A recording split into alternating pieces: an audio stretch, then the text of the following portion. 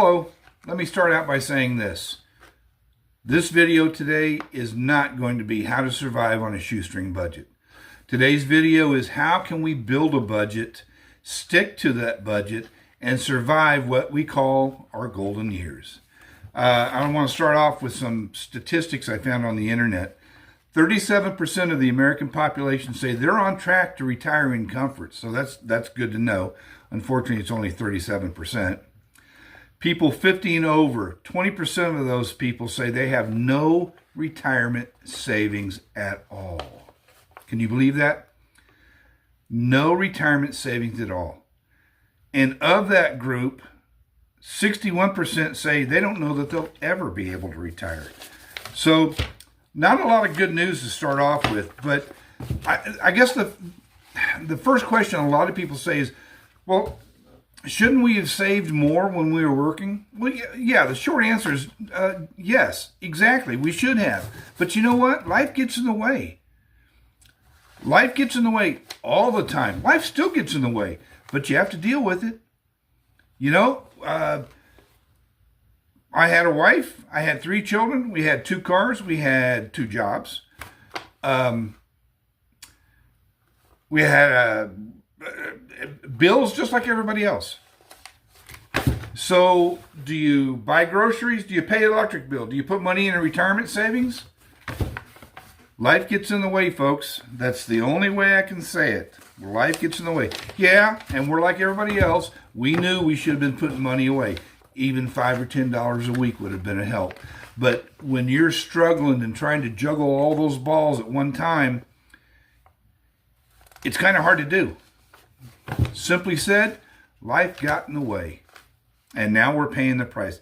So how can we make a difference now that we're not working and still have enough money to survive until the day we get taken away? My wife and I, we follow a budget. We started a budget. We stick to the budget. We live with the budget. It's really, you know how much you've got coming in every month. You know how much you got going out every month. And then lo and behold, you know how much you got left over at the end of the month. We tracked our buying or purchasing habits for 3 months. Everything we bought, we kept track of. The electric bill, everything.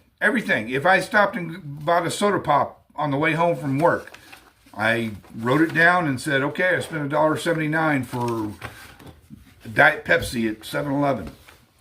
At the end of those 3 months, we added everything together that we spent for groceries, everything we spent for household goods, everything we spent for gas for the cars, and we added them all together, 3 months worth. Then divided by 3, and that gives you how much you're going to spend, how much your budget's going to be for each month. These are not set in stone. You can tweak them. If you think you've got too much up here but not enough down here, you know, equal it out, whatever you're going to be comfortable with. So we took all these categories and we wrote them down on the left side of our paper. Next to that, we said, okay, this is our budget for each item. In other words, we're going to budget $250 every month for electric. All right. We're going to budget $300 every month for groceries, and so on and so on and so on. So each month, you may not spend everything you have budgeted, and you don't have to do that. Just because you have $300 for groceries doesn't mean you have to spend $300 for groceries. If you can find ways to save, by all means, save. If somebody has a sale at Kroger, go to Kroger. If you want to shop at Aldi because it's a little bit cheaper than Walmart, go to Aldi. You know, save your money. I'm not real good at computer stuff, so I was not able to put this on the screen for you. So let me try to hold this up and see if you can read it. Here's your categories down the left side of the page. Here's your budgeted amount next to it. Here's what you actually spent each month, or for this particular month, let's say January. So your electric You budget $250 for your electric, but you only spent $245. So you have a $5 savings. Your cell phones are going to be whatever cell phones are going to be. If your cell phone is $80 a month, it's going to be $80 next month. It's going to be $80 in March and April and May and every month until your contract ends out. So you're not going to have any savings really with your cell phones. Now, it may go up. Let's say you're traveling somewhere and you got some weird roaming charges. That ain't good. Groceries, again, you budget $300. This month we actually spent $310, let's say. So we went over for $10. Eating out. This is not a mandatory list of categories. If you don't like to eat out, don't put eating out on your list. We like to go out once in a while, three times a month. Figuring 2 people, $50 a pop, that's 3 times a month, that's $150. Do we go out 3 times a month? No, we might go out twice. So if we budget, I lost my place, eating out. If we budget $150, but we only spent $100, we've saved $50. That's one way to look at it. You didn't spend it, so you saved it. Fuel for your car. If there's 2 of you and you're both retired, do you need 2 cars? Do you need to be paying double the insurance? No, I don't think so. Sell a car. Call your insurance company and say, hey, take it off. I got rid of it. We're down to 1 vehicle now. So you budget $100 a month for fuel. You only spent $90. You've saved $10. And on down the line. You know, you've got medical. As we get older, you're going to have more medical expenses depending on your insurance. If you have an Advantage plan or whatever, I'm not getting into insurance, but as we get older, we're finding out our medical expenses do go up. But luckily right now, knock on wood, they're not too bad. I budget $50 a month for medical expenses. I'm not spending that much, so that's good.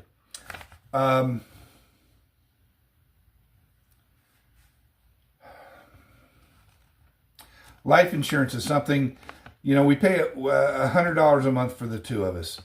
That's not going to change. It's going to be $100 a month no matter what you do. So here's one thing that messes up a lot of people. Household goods. You can go to Walmart. You can go to Kroger. You can go to Meijer. Any big grocery store chain and get all the stuff that you're going to buy each and every month that you go shopping. But you can't eat everything. So it doesn't go under grocery. Only what you can eat goes under grocery. What goes under household goods? Paper plates, paper towels, toilet paper, deodorant, dishwashing soap, washing detergent, shampoo. If you can't eat it, it doesn't go under groceries. It goes under household goods. Your wife says, hey, we need a new bedspread. This thing is like threadbare. She goes out and buys a new bedspread. It's a household item. It goes under your household budget. You can budget $100. I said this family spent $135, so they're $35 in the hole. If you go to Costco, Sam's Club, BJ's, any of those big warehouse places, load up. If you've got the storage room, load up. Those places have deals on all these paper products. If you've got a spare bedroom, spare closet, great place to store paper towels and toilet paper, facial Kleenex, whatever. But you know what? I lost my place again. Entertainment or not entertainment? Household goods. Household goods. It's not going to be $100 next month. My gosh, that's a lot of paper plates and toilet paper. So it may be $0 next month. It may be $0 the month after that. It may be $75. It may be $135 again in 3 months because we've gone through all the paper towels and the toilet paper and the dishwashing soap and the detergent and the shampoo and all those things that you get at a good price at a club store. So that's what we do. Here's one hopefully you're not going to have. HOA fees. We live in an HOA community, so we don't pay for water, we don't pay for sewer, we don't pay for trash pickup, we don't pay for cable TV. That's all included in our HOA fee. So you, on your budget sheet, you may have water and trash and sewer and cable or satellite, whichever you have. But you won't have a $500 HOA fee either. So maybe it's going to equal out. I don't know. I can't say one way or the other because I don't know what your numbers are. Clothing. I budget $50 a month. Where'd it go? $50 a month for clothing. We spent $0 this month. We saved $50. When you're retired, you don't need a whole lot of clothes. I wear t-shirts, I wear shorts, and I'm going to admit it right here to the world, I wear Crocs. Why? Because they're comfortable, they're easy to put on, they're easy to take off.